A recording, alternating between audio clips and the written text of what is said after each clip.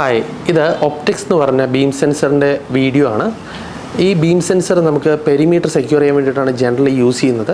Optics എന്ന് പറഞ്ഞ ഒരു ജാപ്പനീസ് കമ്പനിയാണ്. അപ്പോൾ ഇതിൽ നമ്മൾക്ക് ഒരു ട്രാൻസ്മിറ്റർ ഡിവൈസ് ഉണ്ടാവും. ഇങ്ങനെയാണ് ഇത് വരിക. ഇതേപോലെ തന്നെ ഒരു റിസീവർ ഡിവൈസും ഉണ്ടാവും.